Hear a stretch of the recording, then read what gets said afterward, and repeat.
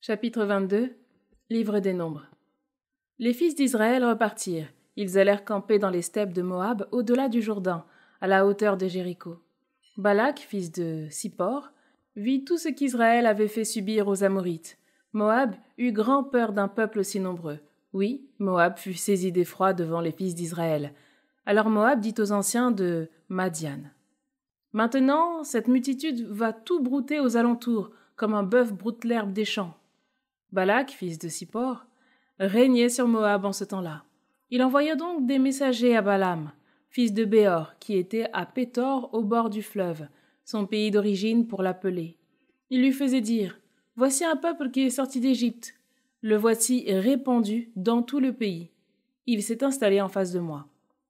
Viens donc, je t'en prie, et maudis-moi ce peuple, car il est plus puissant que moi. Peut-être alors pourrais-je le battre et le chasser du pays, car, je le sais, celui que tu bénis est béni, et celui que tu maudis est maudit. » Les anciens de Moab et les anciens de Madian s'en allèrent donc, munis de cadeaux pour le devin.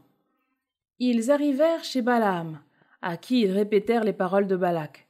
Balaam leur dit: « Passez la nuit ici, et je vous rendrai réponse suivant ce que le Seigneur m'aura dit. » Les princes de Moab restèrent donc chez Balaam.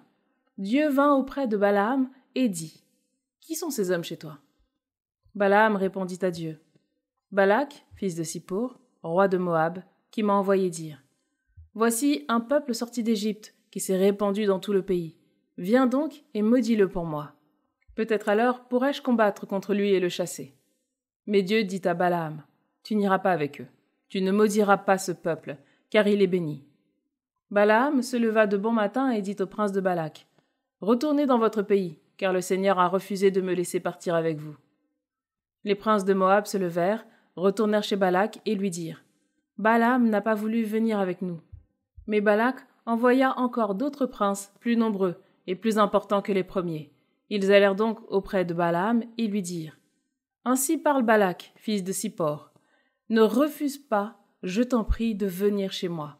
Je te comblerai de beaucoup d'honneur, et tout ce que tu me diras, je le ferai.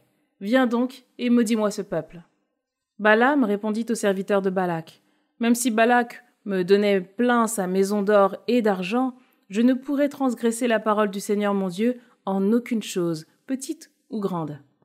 Maintenant, je vous en prie, restez ici cette nuit, vous aussi, car je sais que le Seigneur va encore me parler. » Dieu vint auprès de Balaam pendant la nuit, et il lui dit: « Puisque ces hommes sont venus t'appeler, lève-toi, pars avec eux.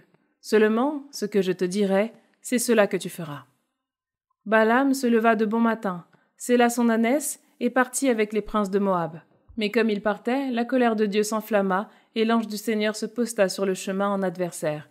Tandis qu'il s'en allait, monté sur son ânesse et accompagné de ses 2 serviteurs, l'ânesse vit l'ange du Seigneur posté sur le chemin, son épée dégainée à la main. Elle quitta le chemin et prit par les champs. Balaam frappa l'ânesse pour la ramener sur le chemin. Alors l'ange du Seigneur se plaça dans un chemin creux qui passait dans les vignes, entre 2 murets. L'ânesse vit l'ange du Seigneur et se serra contre le mur, serrant ainsi le pied de Balaam contre le mur, et Balaam se remit à la frapper. L'ange du Seigneur les dépassa encore une fois et se plaça dans un passage étroit, où il n'était possible de dévier ni à droite ni à gauche. L'ânesse vit l'ange du Seigneur et se coucha sous Balaam, qui s'enflamma de colère et la frappa de sa cravache. Alors le Seigneur ouvrit la bouche de l'ânesse, qui dit à Balaam: « Que t'ai-je fait pour que tu me frappes par 3 fois ?» Et Balaam dit à l'ânesse: « C'est que tu t'es moqué de moi. Ah, si j'avais à la main une épée, à l'instant je te tuerais. » Et l'ânesse dit à Balaam: « Ne suis-je pas ton ânesse, celle que, depuis toujours, tu ne cesses de monter? Ai-je l'habitude d'agir ainsi à ton égard ?» Et il lui répondit: « Non. » Alors le Seigneur dessilla les yeux de Balaam, qui vit l'ange du Seigneur posté sur le chemin, son épée dégainée à la main. Balaam s'inclina et se prosterna sur son front. L'ange du Seigneur lui dit: « Pourquoi as-tu frappé ton ânesse par 3 fois? Tu le vois, je suis venu moi-même en adversaire, car, à mon gré, ce voyage était précipité. L'ânesse m'a vu, elle, et, par 3 fois, elle s'est détournée de moi.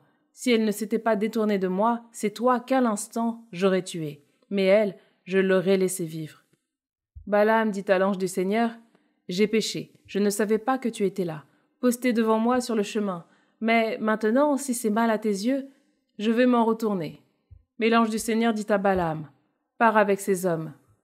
Mais tu diras seulement ce que je te dirai de dire. » Balaam partit donc avec les princes de Balak.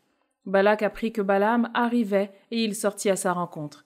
Il alla à Ar-Moab sur la frontière tracée par l'Arnon à la limite de son territoire. Balak dit à Balaam, « Ne t'avais-je pas envoyé assez de monde pour t'appeler? Pourquoi n'es-tu pas venu chez moi? Vraiment, ne serais-je pas capable de te combler d'honneur? » Et Balaam dit à Balak, « Me voici arrivé chez toi. Mais maintenant, vais-je dire n'importe quoi? La parole que Dieu mettra dans ma bouche, c'est elle que je proclamerai. » Balaam accompagna Balak et ils allèrent à Kiriath Hussoth. Balak offrit en sacrifice du gros et du petit bétail et en remit des parts à Balaam et aux princes qui étaient avec lui. Le lendemain matin, Balak emmena Balaam et le fit monter à Badmoth Baal, d'où il pouvait voir une partie du peuple.